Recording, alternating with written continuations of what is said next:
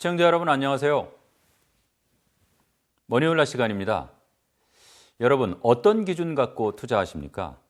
오늘은 데이터를 기반으로 투자하는 방법 알아보겠습니다. 핀테크 기업 두물머리에서 데이터 분석 업무를 맡고 계신 이현열 팀장 모셨습니다. 어서 오십시오. 안녕하세요.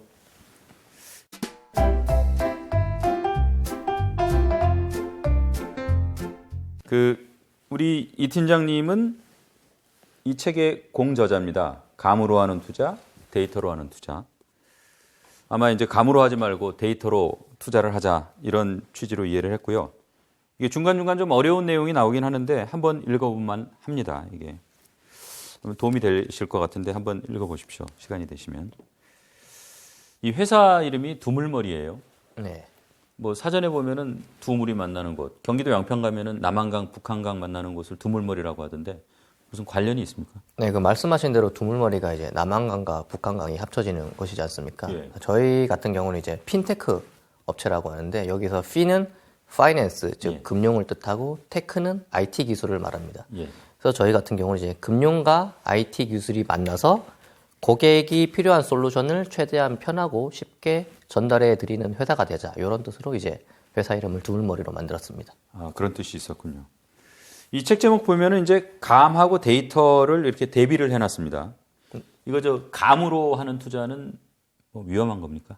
네, 그러니까 이제 주식을 감으로 투자를 하기 시작하면은 그러니까 이게 무슨 회사인지도 뭐하고 이 회사가 어디서 돈을 버는지도 모르고 그러니까 마음이 되게 불안해지기 마련이죠. 그러니까 이런 식으로 감으로 투자를 하면 뭐 한두 번은 성공할 수 있겠죠. 투자에서 우연히 맞아가지고 성공할 수 있겠지만 뭐 여러 번 투자를 하거나 몇 년 동안 투자를 하면은 이런 식으로 감에 의존한 투자는 결코 성공할 수가 없다는 거죠. 그러면은 이제 내 스스로가 불안해지니까 할 수 있는 건 그때부터는 기도를 올리는 수밖에 없겠죠. 제발 이 주식이 올라달라. 그런 식으로 기도를 할 수밖에 없으니까 그렇게 되면 사람이 이제 여러 그 심리적인 감정에 이제 노예가 되기 시작하는 거죠. 예. 그러면서 이제 투자가 굉장히 안 좋은 방향으로 흘러갈 수 있다는 겁니다.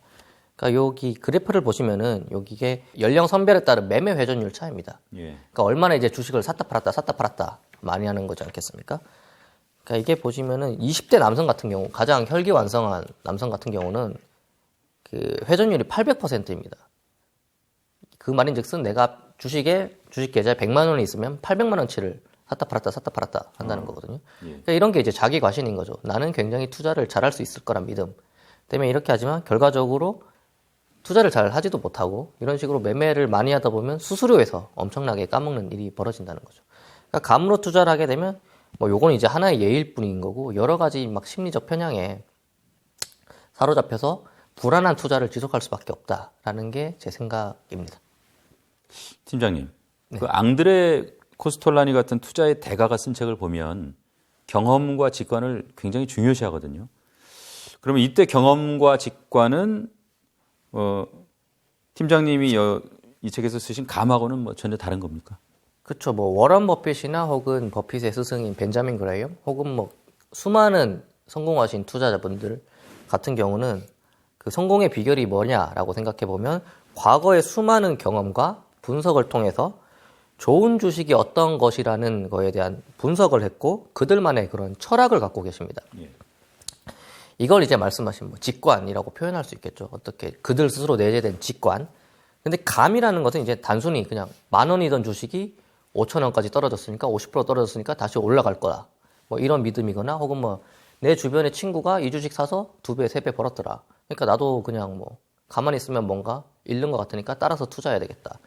이런 것들이 이제 약간 감에 의한 투자라고 볼 수 있겠죠. 그 데이터는 거짓말 안 한다는 말도 있습니다만은 이 데이터가 과거를 이해하는 데는 도움이 돼도 좀 미래를 이해하는 데는 한계가 있는 거 아닙니까? 근데 뭐 과거를 이해하지 않으면 미래를 예측할 수 없겠죠. 왜냐하면 일반적으로 과거에 좋았던 기업이 미래도 좋은 기업이 있고 과거에 굉장히 안 좋았던 기업이 막 개가천선해서 미래에 좋아지는 경우는 사실 굉장히 드물거든요. 예. 그래서 유명한 투자자인 켄 피셔가 한 말 중에 되게 제가 좋아하는 말이 이번에는 다르다라는 생각은 언제나 틀렸다라는 거죠. 그러니까 주식시장에서 같은 경우는 이제 언제나 반복되는 패턴과 실수와 뭐 수익률의 이유 이런 게 있기 마련입니다. 예. 그래서 과거의 데이터를 제대로만 분석할 수만 있다면 그 그러한 것들이 이제 미래에도 그대로 벌어질 거다라고 분석을 할 수 있겠죠. 그래서 이제 과거 데이터를 분석해 보는 게 중요하다라고 생각하고 있습니다.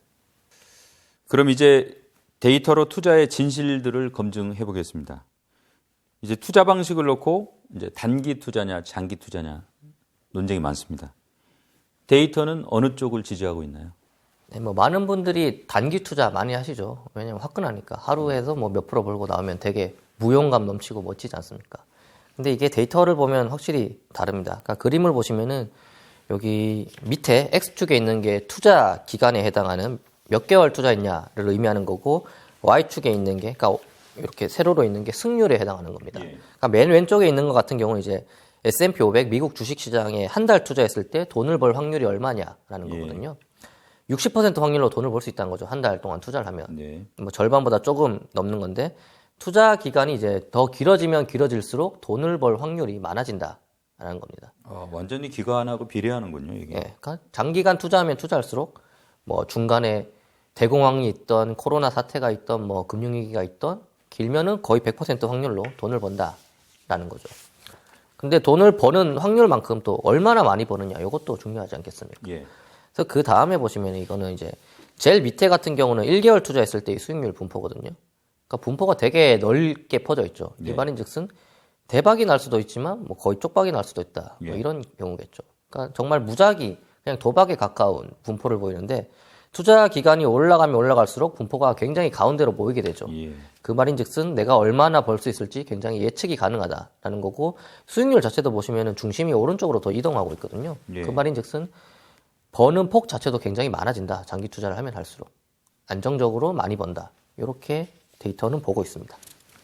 또 다른 쟁점이 있습니다. 이제 분산 투자가 좋냐, 집중 투자가 좋냐. 이 책에서는 이제 분산 투자 이점을 많이 설명해 놓으셨어요. 네, 요 그림을 보시면 이게 2008년, 2018년, 19년, 뭐 20년, 21년 그 포트폴리오에 내가 몇 종목을 담았느냐에 따른 수익률 분포를 나타낸 거거든요. 그러니까 제일 밑에 같은 경우는 이제 1 같은 경우는 한 종목 투자했을 때의 수익률 분포를 나타내는 겁니다. 그러니까 한 종목 투자했을 때 마이너스 100 같은 경우는 이제 상장 폐지 당하는 최악의 경우이고 오른쪽으로 굉장히 긴 경우도 있죠. 뭐 이거는 수익 한 종목에서 대박 나는 경우인데 이거 역시 이제 그 단기 투자했을 때와 마찬가지로 분포가 굉장히 넓게 퍼져 있지 않습니까? 그러니까 정말 대박 아니면 쪽박이다 이런 건데 종목 수가 많아지면 많아질수록 분포가 굉장히 가운데로 보이죠. 그런즉슨 수익률이 굉장히 안정적이다라는 거고 수익률 분포 자체도 지금 오른쪽으로 움직이지 않습니까? 그러니까 오히려 분산 투자를 하는 게 그 집중 투자하는 것보다 수익률이 더 많이 벌 수 있다라는 거거든요. 그러니까 이런 거를 이해하려면은 이제 그 우리나라 주식 시장에 혹은 뭐 전 세계 주식 시장의 성격을 이해하셔야 되거든요. 여기 보시면 표 2-3이라고 적힌 거 보면 코스피 대비 상승 하락 종목의 비중입니다. 그러니까 코스피 수익률이 있고 그거보다 수익률이 많이 난 종목 혹은 수익률이 낮게 난 종목을 나타낸 건데 그 일반적으로 주식 시장은 그 주가 지수 우리나라 치면 코스피인 거고 미국으로 치면 S&P 500인 거고 그 주가 지수보다 수익률이 높게 나는 종목 수가 굉장히 작습니다. 일반적인 경우는. 그리고 그거보다 못한 주식 수익률이 나는 경우가 훨씬 많거든요. 그러니까 결과적으로 이게 수익이 주가 지수보다 높은 수익률을 내려면은 그거보다 많이 오른 종목을 골라야 되는데 그 종목이 굉장히 한정돼 있다는 거죠. 그러면 이러한 종목을 내가 고르기 위해서는 뭐 한 종목 투자했는데 그렇게 걸리면 굉장히 좋겠지만 여러 종목 분산 투자해서 하다 보면은 그 종목이 내에게 걸릴 확률이 오히려 높다라는 거죠. 전략적으로 판단해 보면. 또 이 적립식 투자냐 거치식 투자냐 놓고도 의견이 사실 분분합니다. 이제 데이터를 중시하는 우리 팀장님께서는 만약에 지금 팀장님이 목돈이 있다. 이거 뭐 나눠서 뭐 적립식으로 합니까? 아니면 한꺼번에 거치식으로 합니까? 그러니까 뭐 톰 소여의 모험 아시죠? 예. 그 작가로 되게 유명하신 마크 트웨인이 하신 말씀이 10월은 주식 투자에 있어서 가장 위험한 달 중 하나다. 다른 위험한 달로는 7월, 1월, 9월, 4월, 11월, 5월, 3월, 6월, 12월, 8월 그리고 2월이 있다. 이런 말이 있거든요. 모두 위험하군요. 네. 그러니까 뭐 타이밍 재고 투자하는 거는 사실 거의 불가능하고 저 같은 경우는 목돈 있으면은 그냥 고민하지 말고 지금 투자해라. 기다리는 조정은 오지 않는다. 고민하는 새 주식은 날아간다. 라고 해서 저는 웬만하면 돈 있으면 당장 투자합니다. 데이터로도 한번 좀 증명을 해주시죠. 네, 그래서 여기 이제 파란색으로 나타난 경우는 거치식 투자했을 때가 유리한 부분입니다. 예. 그러니까 거의 대부분의 구간인 거죠. 그러니까 주식이 상승기에 있는 경우가 많고 그때는 그냥 거치식, 목돈을 한 번에 투자하는 경우가 훨씬 더 유리한 경우인 거고 반면에 이 빨간색으로 나타난 부분은 적립식 투자했을 때 유리한 부분. 예. 보시면 대부분 이제 주식이 하락할 구간인 건데 그런 경우가 거의 없다는 거죠. 알겠습니다. 데이터가 말하는 자산 배분의 진실. 이제 팀장님이 생각하시기에 가장 이상적인 포트폴리오는 어떤 겁니까? 네, 그러니까 일반적으로 이제 젊을수록 위험 자산, 예를 들어서 뭐 주식 같은 거에 많이 투자를 하고 왜냐하면 젊은 분은 아직까지 은퇴까지 많이 남았으니까. 그리고 이제 점점 나이가 들어가면 갈수록 안전자산의 비중을 늘려나가는 거죠. 채권이나 뭐 예금 같은 경우에. 예. 왜냐하면 이제 투자를 할 수 있는 기간이 얼마 남지 않았으니까. 그래서 일반적으로 뭐 100배기 나이 정도를 위험자산에 투자를 하라고 하잖아요. 그러니까 내가 만약에 30살이면 100배기 30, 70% 정도를 위험자산에 뭐 투자하고 나머지 30을 안전자산에 하고 이런 식으로 하라고 하는데 또 본인의 부도 고려돼야 되겠죠. 내가 뭐 은퇴하긴 했지만 지금 돈이 뭐 한 100억, 200억 있다. 이러신 분은 한 절반 정도는 위험자산에 투자해도 충분히 가능하잖아요. 그러고도 남는 돈이 많으니까. 그러니까 그런 나이와 본인의 부를 함께 고려하는 것도 좋겠고 또 많은 분들이 모르시는 게 인적 자본도 함께 고려해야 되거든요. 그러니까 인적 자본이라 하면 이제 자격증이나 혹은 남이 가지지 못한 본인만의 굉장히 특수한 스킬, 기자분 같은 경우는 목소리 이런 거. 이제 다른 분들은 가질 수 없는 능력이지 않습니까? 돈은 안 되는 것 같은데요. 그러니까 그런 거 같은 경우는 이제 내가 나이가 들어서도 이거를 이제 캐시플로우로 창출할 수 있는 능력, 이것 또한 자본이기 때문에 그런 것도 한번 종합적으로 고려해서 자산 배분을 해보는 게 좋다고 생각하겠습니다. 이제 책에서 이 데이터와 수익률의 연결고리를 이제 팩터라고 표현을 했더라고요.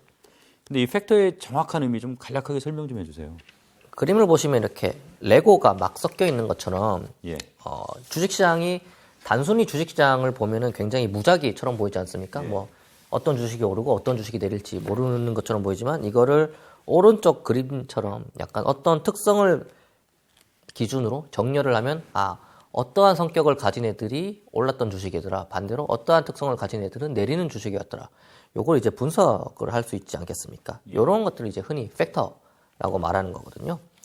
그래서 실제로 여기를 데이터를 보시면은 1분위 같은 경우가 그러니까 저 PBR 그 빨간색으로 되어 있는 1분위 같은 경우는 저 PBR 그러니까 미국 시장 전 종목 중에서 PBR이 가장 낮았던 20% 1등에서 20등을 나타내는 거고 2분위 같은 경우는 이제 21위부터 40 이렇게 약간 분위수가 위로 갈수록 PBR이 높은 종목을 의미하거든요. 네.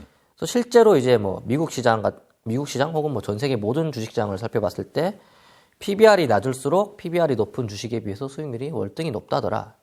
이러한 현상을 관측할 수 있고 뭐 PBR 말고도 다른 여러 가지 주식들의 특성 혹은 뭐 스타일이 있지 않겠습니까? 그러한 것들을 기준으로 수익률이 높은 것과 낮은 것을 나눠보는 게 팩터라고 생각하시면 되겠습니다. 그렇다고 하면 이제 신뢰도가 높은 팩터가 되기 위한 조건은 뭡니까?